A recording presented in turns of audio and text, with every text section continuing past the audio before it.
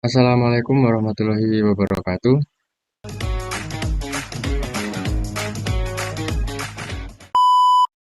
Baik, kembali lagi teman-teman operator semuanya. Kali ini kita akan membahas untuk TKA atau tes kemampuan akademik ya.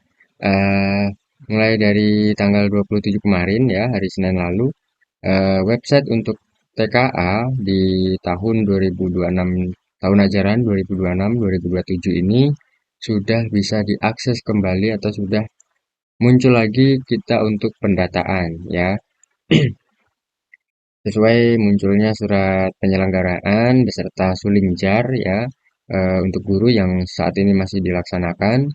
Dan untuk TKA ini teman-teman semuanya bisa mengakses kembali untuk di tahun ajaran 2026-2027 ya. Nah, websitenya ini ya masih di tka.kemendikdasmen.go.id, dan di sini sebelum kita login kita bisa pilih untuk tahun TKA-nya ya.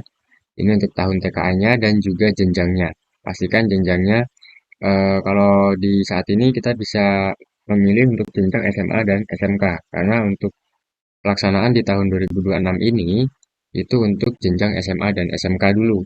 Untuk jenjang SD dan SMP nanti di tahun 2027 atau di semester genap. Nah, ini pastikan dulu untuk jenjangnya dan tahunnya dipilih yang di 2026. Kalau kita pilih yang tahun 2025, itu nanti akan kembali ke yang tahun sebelumnya. Ya, nah ini kita pastikan, dan jangan lupa kita login juga untuk isikan username dan passwordnya. Ini masih sama seperti di tahun sebelumnya ya. Username dan passwordnya tidak ada perubahan. Kita masuk.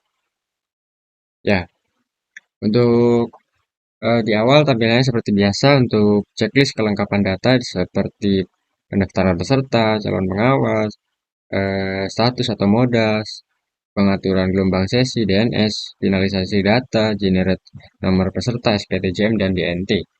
Ya, nah ini tampilan awal dari website untuk pendataan TKA atau tes kemampuan akademik.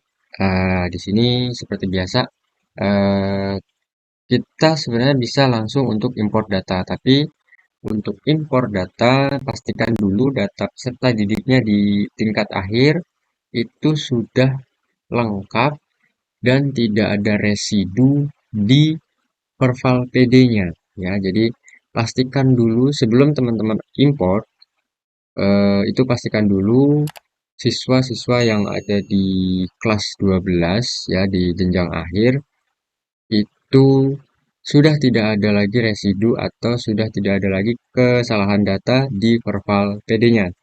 Karena nanti kalau di perval PD itu masih ada kesalahan, masih ada residu, nanti yang masuk ke website TK ini dari impor biodata akan ada perbedaan dari jumlah pesertanya. Jadi pastikan dulu perval PD-nya tidak ada residu lagi.